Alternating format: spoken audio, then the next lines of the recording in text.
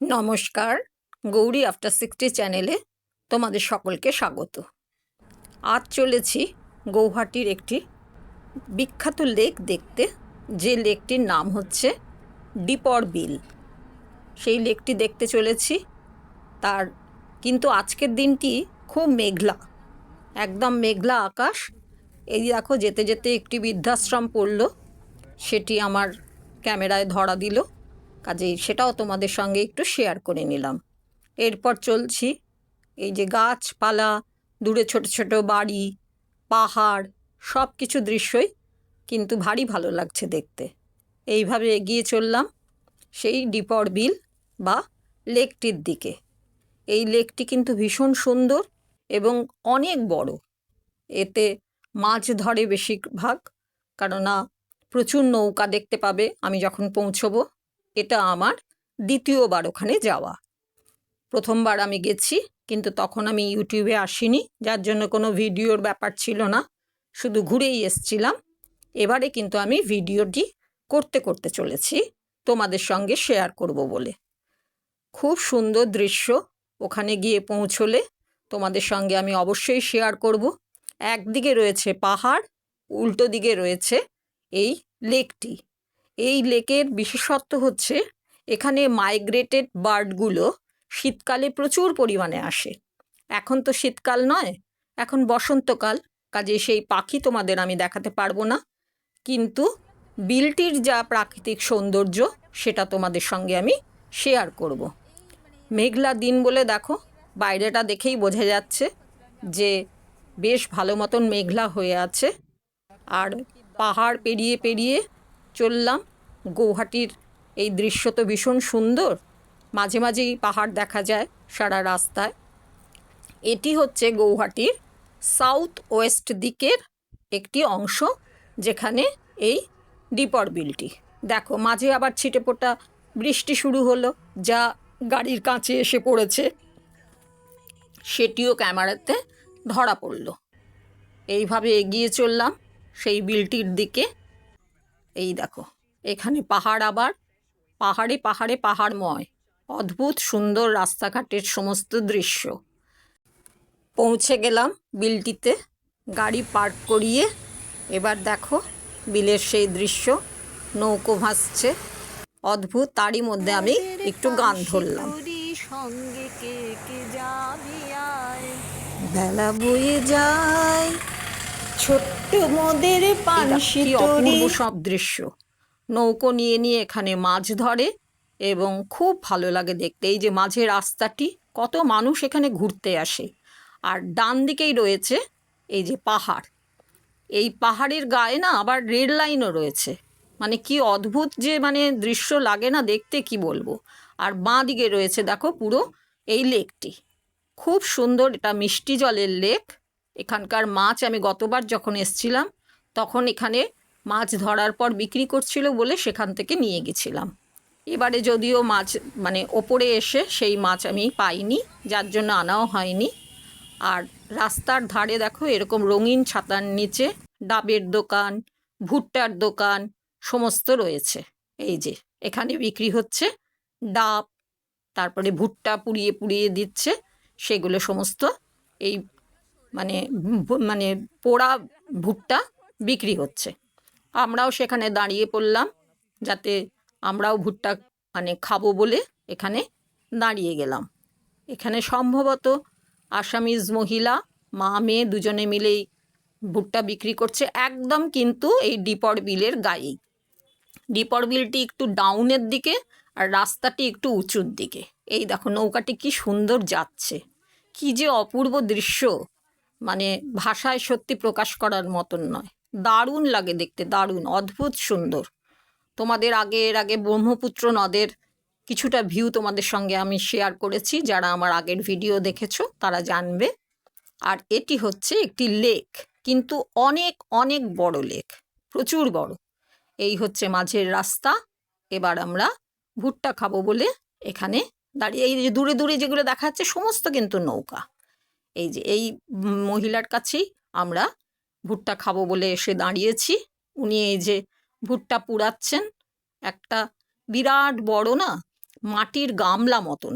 এই যে এতে কাঠের জালে ভুট্টাগুলো পোড়াচ্ছেন আর হাওয়া দিয়ে দিয়ে পুরো আঁচটিকে একদম উস্কে দিচ্ছেন। এই যে আর চিমটে দিয়ে দিয়ে চারিপাশ ঘুরিয়ে ঘুরিয়ে ভুট্টা পোড়াচ্ছেন। এই দেখো এইভাবে। আর মেয়েটি সম্ভবত হয়তো ওনারই মেয়ে। আর এই দেখো দেয়ার কায়দাটা কি সুন্দর। প্রথমে ভুট্টাটির গায়ে লেবু ঘষে নিল, আর ভুট্টার যে পাতা সেই পাতার উপরে নুন ছিটিয়ে দেয়, ভুট্টার গায়ে নয় কিন্তু।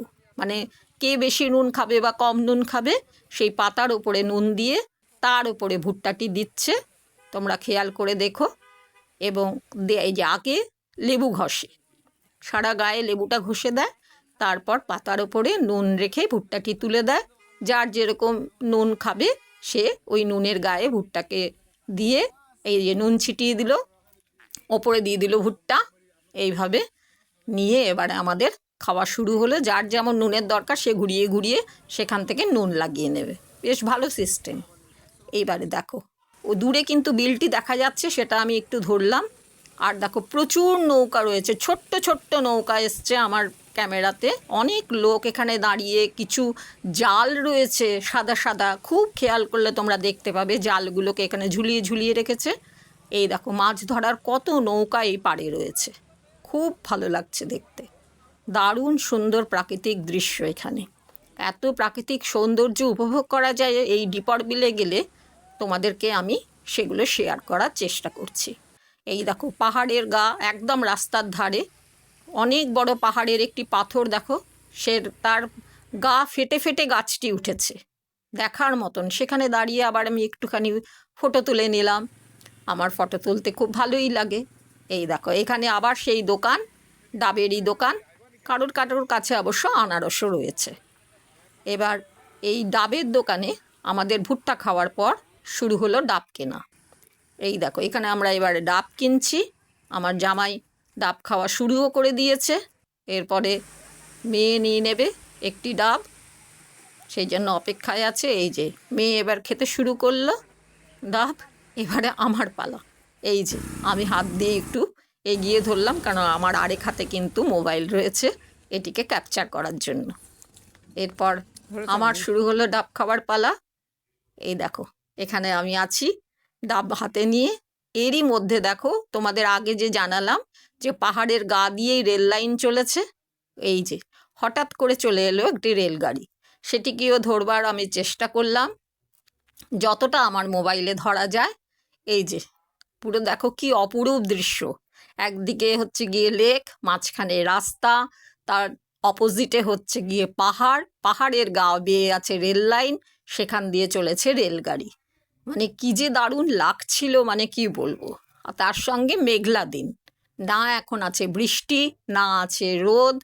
এইভাবে এখানে বেশ খানিকক্ষণ সময় কাটালাম। এই যে ট্রেনটি চলেছে সেটি তোমাদের সঙ্গে একটু শেয়ার করলাম। এই এবারে আমাদের ডাব খাওয়ার পালা শেষ। এবার আমরা ধীরে ধীরে গাড়ির দিকে এগিয়ে গেলাম।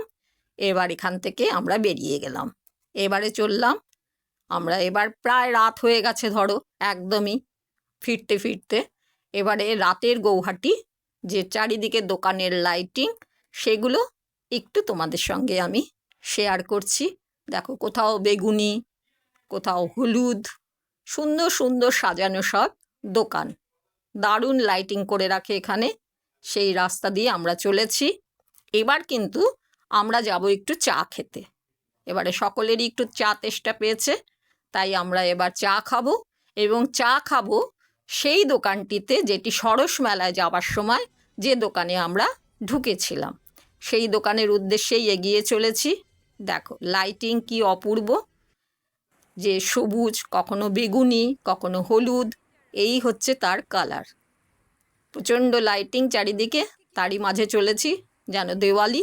চলে এলাম সেই দোকানে চা খেতে। এখানে আমার মেয়ে জামাই প্রায়শই চা খায়, তাই এখানেই এলাম। এই সেই দোকানটি যেটি তোমাদের সঙ্গে আমি সরস মেলায় একবার শেয়ার করেছি। তোমাদের কতটা মনে আছে জানি না, আমার খেয়াল আছে। তা এই দোকানে এবার চললাম চা খাওয়ার জন্য।